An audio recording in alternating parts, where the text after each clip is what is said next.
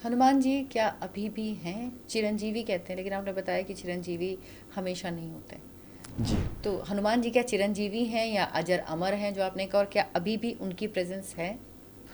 बिल्कुल है। और हनुमान जी का जो एड्रेस है मैं आज आपके सामने बताता हूँ कि जब आप बद्रीनाथ जाते हैं तो बद्रीनाथ की यात्रा जब करते तो बद्रीनाथ धाम पहुँचने के थोड़ा आगे पे एक गंधमादन पर्वत है। हम्म। उससे थोड़ा सा और आगे आप जाते हैं तो वहाँ से शुरुआत हो जाती है कुबेर की नगरी की, अलकापुरी की। ये सब दिव्य हैं, ये हमारी आंखों से तुरंत नज़र नहीं आते, वो ईश्वर की कृपा होगी तभी हमें नज़र आएगा। देखने में वो जंगल ही लगेगा। वहाँ पर एक केले का बगीचा है जहाँ हनुमान जी रहते हैं। ऐसा उन्होंने महाभारत में भी बताया है, ऐसा उन्होंने श्रीमद् भागवत में भी बताया है। तो ये दोनों जगह में तो हनुमान जी का एड्रेस है, वहीं रहते हैं। वो चिरंजीवी नहीं, वो अमर हैं। बहुत सारे लोग 7 चिरंजीवियों में हनुमान जी को रखते हैं, वो श्लोक भी तुरंत बता देते हैं जो बहुत बाद के ग्रंथों का श्लोक है। लेकिन चिरंजीवी होना, अमर होना, दोनों दो चीज़ें हैं। हमारे जो आशीर्वाद दिया जाता है वो कहा जाता है कि दीर्घायु हो, मतलब लगभग 100 साल तक जियो। चिरंजीवी का मतलब होता है जो कम से कम 2 युगों तक रहे।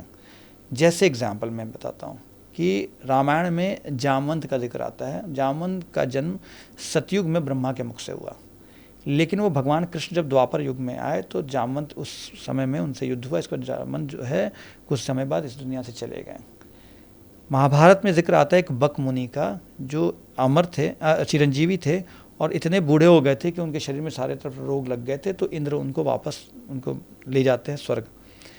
एक ऋषि का जिक्र आता है, एक ऋषि और जिक्र आता है, सॉरी एक राजा का जिक्र आता है इंद्रद्युम्न का, वो भी चिरंजीवी है, महाभारत में जिक्र आता है।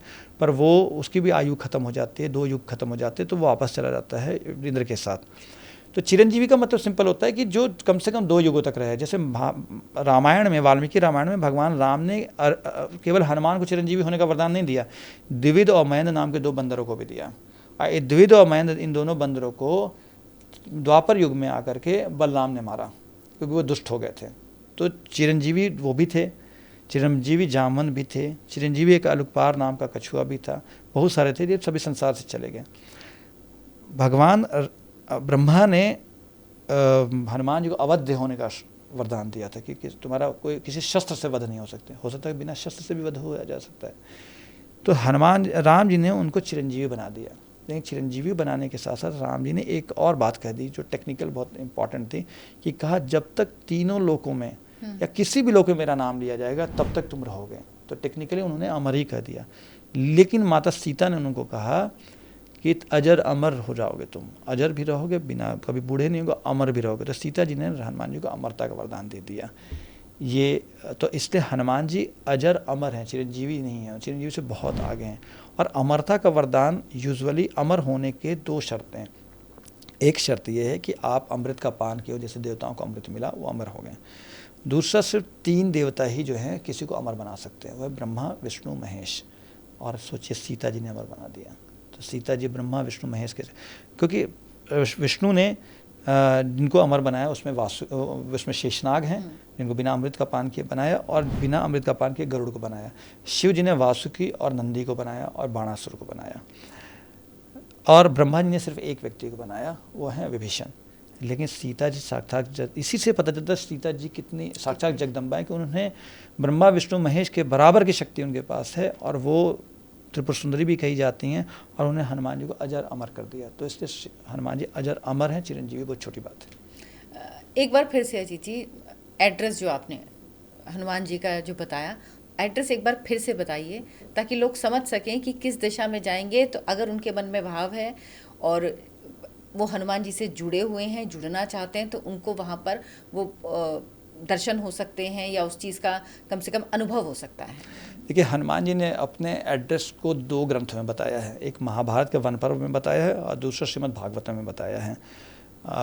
तो हनुमान जी का जो रियल एड्रेस ये है कि जब हम 4 धाम के लिए गंगोत्री, यमुनोत्री और केदारनाथ जी और बद्रीनाथ जी जाते, तो बद्रीनाथ हमारे तीर्थों में बहुत महान पवित्रतम तीर्थ है, जहाँ स्वयं विष्णु ने, भगवान श्री कृष्ण ने, शिव ने तपस्या की है।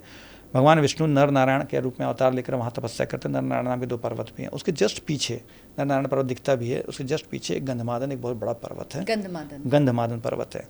वहाँ से स्वर्ग जाने का रास्ता शुरू होता है, और वहाँ सबसे पहले कुबेर की नगरी आती है, जिसको अलकापुरी कहते हैं।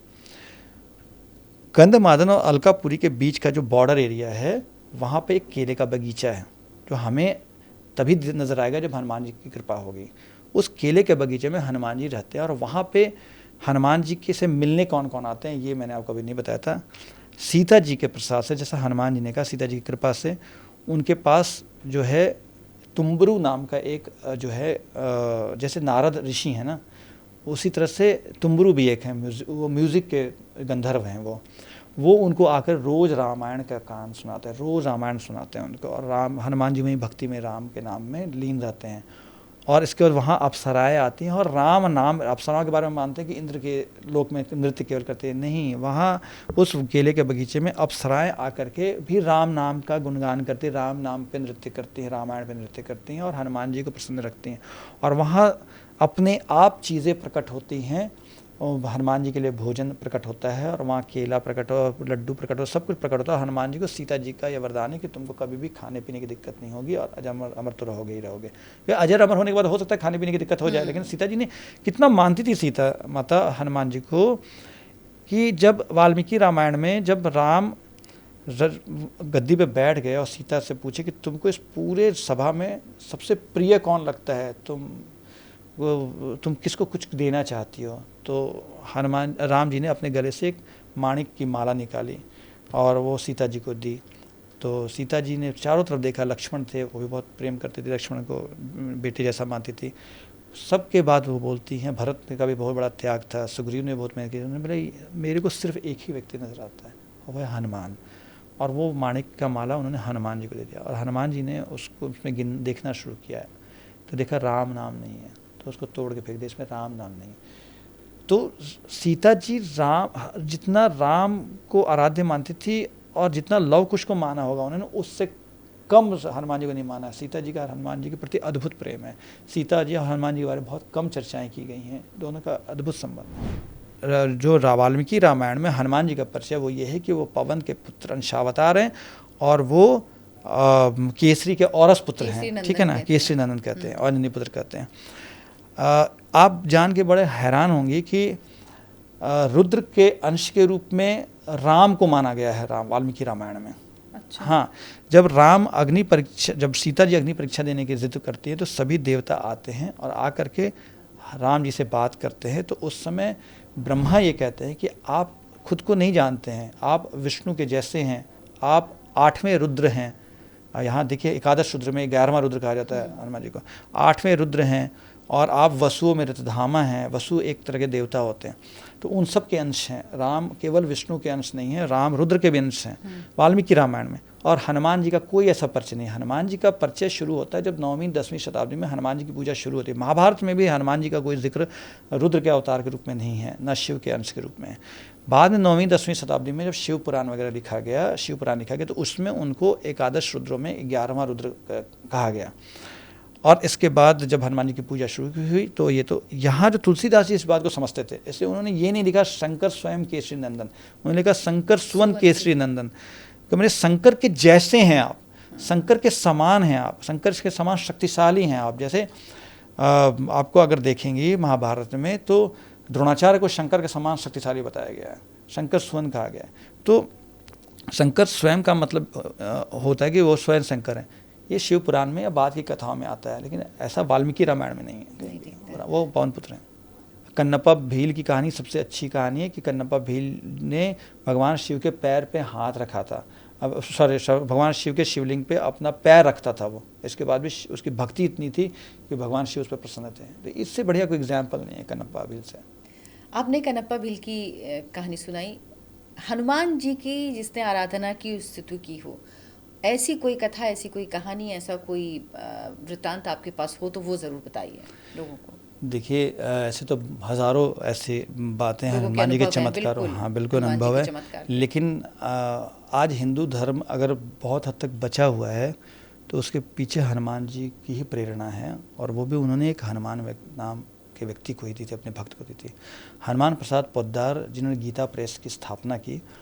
आप आज हिंदू धर्म की कोई भी पुस्तक आप पढ़िए, आपको गीता प्रेस सबसे सस्ती मिलेगी, सबसे सटीक मिलेगी, सबसे शुद्ध मिलेगी। और ये चीज़ उनको प्रेरणा मिली हनुमान प्रसाद पोद्दार को, हनुमान जी से।